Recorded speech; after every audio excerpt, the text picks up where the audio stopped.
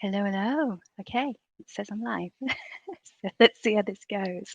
Um, so the purpose of this video is to start off the experiment. Um, if you've been following me on Facebook or Patreon, or in fact in the back of the books, you'll know that I'm prone to experimentation, not in a bad way, but in a kind of like experimental way, life experiment kind of way. Um, just to fill you in, my name is Ellie Clark, and I have a background in theoretical physics, which I think probably informs my propensity for experimentation. Because if you know anything about theoretical physicists, we're kind of starved of real life and experimentation. So that's my story, and I'm sticking to it. Um, so anyway, I thought, shit, I better get going on this because otherwise I'll have too many things to talk about. Because like as your thoughts come, you kind of have to get them out there and get them going. So I have my flashcards. Sometimes I work on post-it notes, but those are the like. So this is the big difference in the experiment. So I noticed when I was doing my Facebook lives that I was working off post-it notes, and that was fine. But I'd get like halfway through a post-it note and it'd be like 20 minutes. And I'd be like, oh shit, I should probably do something authorly, like read from one of my books. And I'm like, I need a bigger canvas to work from.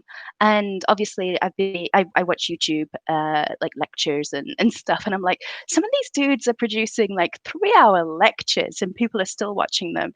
So surely there's a case for being able to do that. Um, Albeit they're not necessarily babbling in the same way, but I don't know. That's where the experimentation comes in. It's like, can you listen to 3 hours of me babble? No, I'm kidding.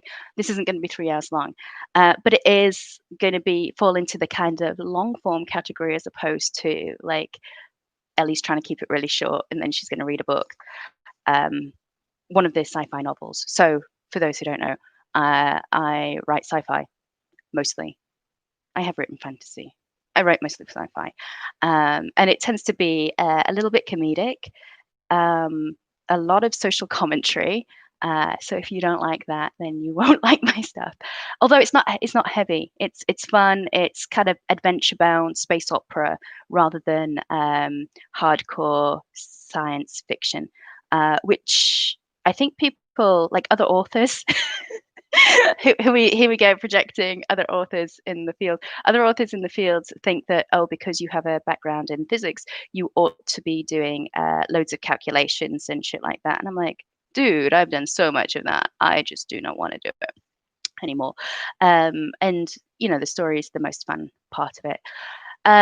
So anyway, that's kind of the setup. That's the kind of content bracket that we're going to use, and then we'll just see how this goes. I have no idea how I'm going to categorize this or what kind of like meta tags I'm going to use. I think really I'm approaching this from a point of like vectors rather than scalars. So scalars would say this is what this is and this is what I'll always do, whereas vectors and tensors kind of give you a lot more breadth. It's about a process and trying to like figuring it out as we go. Um, so maybe it'll settle like to a saddle point or something of what will be the general kind of ongoing discussion. But I suspect we're going to probably move quite a lot because, well, here's where some of this comes from. I study and read so much that like my particular interests at any given time are wide and varied. Like even in within 1 week, like I can't even like tell someone that I play poker with what I've been reading that week because it's been like so many different things, and I need an outlet for that. And some of the guys in Patreon and on Facebook have said, oh well, actually this is interesting, or I could listen to this like while I'm washing up. So um so that's kind of where this is going. I don't have anything to sell you. There are no extended versions. This is just pure experimentation and discussion. And yeah, we'll see where it goes. There are, of course, some kind of nodal points because obviously, like, uh, there's the science fiction element and there's the story element. So I'll probably talk about story at some point. In fact, that's one of the things on my list. Um, I've been thinking about maybe doing some live writing sessions. So some people do like actual like writing, but I'm not at that stage right now with any of the manuscripts. I'm creating a new series, and I know that my approach is a little bit off the wall because I use an amalgamation of the Truby story system, but also like my own take on it in order to like put stuff out fast. And also, I've been influenced a lot by television, and like this series and seasons and episodes kind of format, and various other nuances to it. So that might be interesting. Not that I want to like teach anything, but sometimes I think uh, people who read the books are interested in like what's behind the curtain, and so that we've done tons of videos on behind the curtains and behind the scenes kind of discussions, and they normally deteriorate into like silliness when other like collaborators are involved. Um, but like that's something that I could potentially do. I'd have to figure out how to screen share on YouTube. I'm sure that's not an issue. Um, so that's one thing that I've been thinking about. The other thing is that I have a lot of thinking that goes on while I'm creating like the world and the characters and all that kind of thing. And I'm like, oh, maybe someone will find this interesting as well. So maybe that's something that I'll talk about. Um, yeah, and I've no qualms about letting people see it as I write it. Um, that's cool. And maybe we'll get to the point where I'll put it out as a book or something, and you can see, oh, this actually became a novel or a series or whatever. So there's that. So what else have I been thinking about that might be useful? Metacognition. There's a big word for 11 o'clock in the morning. It is 11 o'clock here. Um, I'm in Texas, by the way, for anyone. Yeah. Okay, so that I should probably explain that. Uh, I'm English, hence the accent. I sometimes people say, "Are you Australian?" or whatever, and like an Australian might get insulted by that. But like I don't care. I don't care. It's cool. Um, I'm in English, and what was the other part I was going to tell you about being English? Oh, but I'm in America, so that's like super confusing. I realize, but we're entering the space age, so I think that's something that's cool. Um, Metacognition. So this came about because I have too many things that I want to learn and think about, and all of those things take time. And thankfully, my time is my own, which is great. However, there are just so many things that are interesting and things that I want to do, like talk to you guys. Um, that that I've noticed, and it also I'm that's another thing. I'm recovering from adrenal fatigue, which I don't want to go into the details because it's boring, but it means that I have limited amount of focus, and up until recently, it's been limited to like 1 hour a day, if that. Recently, it started to become 3, 4, 5 hours a day, and then I get like a lull in the afternoon, and then a second wind around 8 o'clock in the evening. So anyway, the upshot of that is that I've suddenly got a little bit more bandwidth, and my brain goes, "Oh, I can learn all these things. I can do this, and this." And so I have a list. I could show you my list. Ta-da. It doesn't mean anything. So to Pole Project, I'm a little bit of a Star Trek fan as of like 2 months ago. One of my friends put me on to Enterprise, the prequel to Star Trek. Oh my God. It was amazing. It was beautiful the way that they like onboarded the world and all that kind of thing. It's so many great things that they did with it, and variations on the same theme and twists and twists on the characters, and it was amazing. Anyway, Then I started watching The Next Generation. That's a whole other discussion. However, um, it's kind of inspired me to go back to, like, rethinking how we construct worlds and how I can do it better. So here's the other thing, like, the more that you do something, like, the more iterations you get on something, the more information you glean, and the more practiced you become, so you can hold more moving parts in your head. And so that's kind of where I'm getting to with having created, I don't know, 5, 6, 7, maybe 6 or 7 series, something like that. I don't know. I can't even keep count. Um, someone on the team will be able to tell us. But anyway, you get to the point where you could go, oh, okay, I can improve on this. It's like most people read my first book, which is Awakened, uh, the Ascension Myth. I'm about to do a Facebook Live after this, so hence the bookmark. We do a little bit of a reading from it. Awakened, I get mixed up because one of the Bentley series, oh shit, the Bentley series is called Awakening, but this is the Ascension Myth. So this was the first book that I ever wrote, and that was like coming from, I don't know, like a background of business coaching and theoretical physics and all this kind of thing. So the longest thing that I'd ever written before writing that was probably my thesis, which was in, well, it was in Italian, half of it. Black hole entropy applied, type two string theory applied to black hole entropy in 5 dimensions. So, as you might guess, there wasn't much call for character development or description or prose or any of that. It was basically mathematics. So I kind of jumped in at the deep end and wrote this with a collaborator, and there we go. When I say with a collaborator, it meant that we had a few discussions, and then I went and did all the work. It was hard, but anyway, yeah. So not that he didn't have input or anything, but I did the legwork and heavy lifting, and that was my introduction to writing.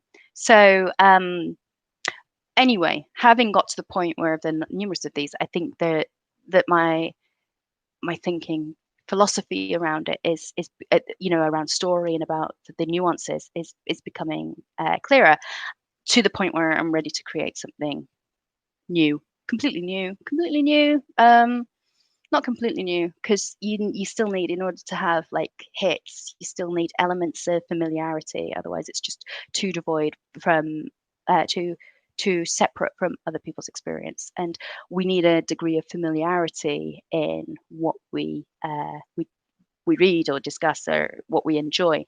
Um, I could quote you studies, but you're not interested in that. So, yeah. So what else is on the list? That well, anyway, my point was there are other things, like I'm thinking about other ways of faster than light travel, for instance. So I want to disrupt the story by having a new way of that, and a new take on space travel and exploration and so on and so forth. Simultaneously, I'm kind of going back to quantum field theory.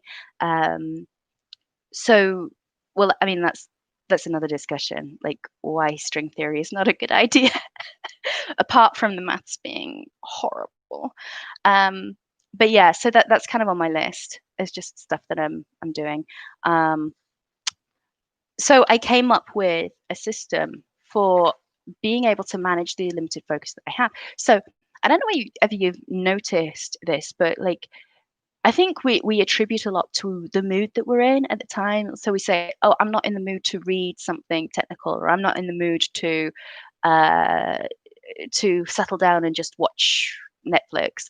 I need to do tasks," or "I'm in the mood for tasks," or "I'm not in the mood for chores," or whatever. And having been through this adrenal failure, it affects like how much of your brain can engage. It's almost like you have like an energy level, and there are different levels that that you can use. Okay, so like the basic is like just moving around and doing, normal stuff. And then the next level is being able to focus on, say, a TV show. The next level is being able to focus on reading, because that's more active than watching something. And then there are other higher levels for being able to do mechanical tasks like lists of integration problems or calculus or algebra or whatever, where you have to have like enough working memory um, in order to process the whatever it is that you're doing. Um, and so I noticed the other day when I was playing poker, and I was like, I couldn't even remember what the last hand was that people were talking about. Whereas when I'm a little bit sharper, I can remember. So it's an interesting thing, like being at this threshold between these different abilities and like not having the full capacity of my brain prior. Um, so I was like, oh well, one of the things that I need to do is allocate these tasks to times when I have like the relative capacity so that we're optimizing, right? And this sounds more sophisticated than it actually is, but it comes from like decision fatigue. So having so many things to do, and I'm like, oh my god, where do I start? Well, what am I in the mood for? And having to make like all of those assessments all at once.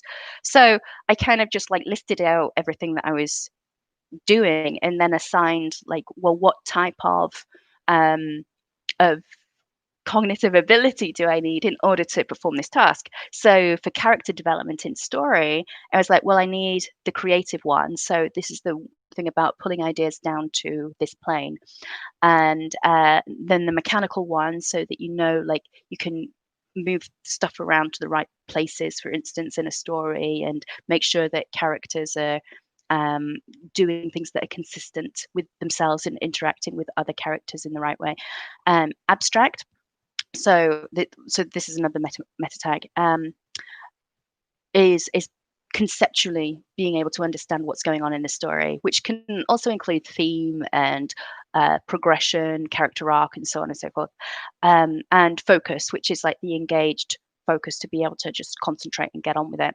Um, so then I moved to like QFT reading, just as another example, and that was abstract, focus, and mechanical for the little bits of maths that you kind of have to understand to follow the thread of the reasoning through. What else have we got? Okay, so reading like semi-technical. So I'm reading Taleb at the moment. So if you don't know who Nassim Taleb is, go check him out. He's so cool. Um, so that takes focus, but not any of the other things per se, because it's information being presented. So you just have to kind of be able to remember it and take it in and follow his reasoning as you go. So therefore, there are things that I can do when I'm focused, but not when I'm things that are excluded from that because they need these higher levels of cognitive ability. So yeah, long way round of saying that. Um, so yeah, I've got some other notes here about motivation. And I think the biggest problem, so if you have any thoughts on this, my biggest problem is having an, too much motivation to do all these different things. And I think part of it is like, I don't really know why I'm doing it, uh, other than it's fun. Which is like my number one criteria. I think we should all have like criteria, like you know how you have criteria for investing or whether you want to get involved in a project or stuff, or whether you take a job, right? It's like, okay, does it meet these criteria? So like if it was a job, you'd say, okay, does it fulfill this basic salary requirement or value exchange? Does it allow me to do XYZ? Does it allow me to pick the kids up after school or whatever the qualifiers are, right? um, and so fun is my first one, but there are a lot of things that are fun, and there are a lot of things that are creative and that I could do. And so I think this has probably been the struggle in my life, which we're bumping up against here. Um, but yeah, like having too much motivation to do too many things is kind of the curse. Because then it's just like you feel like kind of scattered, which is where like lists like this of like the breaking down the metacognition helps. Uh, but I mean, I still have lists on my door, cupboard door over there that are outlining all the different things that I have to remember to go back to when I have the time and the capacity and so on and so forth. And there are about 6 languages on there and so on and so forth. Um, so I don't know. I don't know what the answer is. I mean, if you have thoughts. I know it's not just a case of write a to-do list, and I also know that it's not just a case of decide what you want to do, um, because I want to do all these things. But there isn't a I guess the problem is there isn't like I don't feel like I need to go and do something in the world in order to, make it. So some of this becomes a little bit tricky to organize. Um, but anyway, I don't know. I've kind of lived like this for my whole life. So melodramatic, I know. But I know that, like, in terms of the Enneagram, I know fives struggle with this a lot. So I've got a lot of friends who are fives. I'm not a five. I think I might have a 5 point. So for those who know about the Enneagram, well, those who don't know, let me explain a little bit. Um, there are 9 Enneagram profiles, and they talk about your core emotional motivation for doing something. So my friends think I'm a 4. I guess I'm a 4. Um, which means that your core motivation is looking for significance, which is like, yeah, okay, I get that, and I know like everyone has that to a degree, but fours are particularly attached to that. Fives look for are driven, emotionally driven, to look for competence, to be competent in an area. So I could understand why if I had this driver, I'd want to do it, but there'd be an end goal, like to kind of ring fence. Okay, this is my area, and this is what I know everything. I know everything about it. But there isn't actually like a thread through any of these. And part of the struggle is trying to find a thread to in order to justify the time. It's like, okay, studying quantum field theory might help me become a better science fiction writer. Probably won't, but it might end up like being dripped into dialogue or like side plots or whatever. But it doesn't actually. I don't know. It doesn't really. Neither does group theory. I mean, like your characters on a spaceship don't give a shit about the abstract philosophies of the mathematics behind whatever kind of warp drive they're using.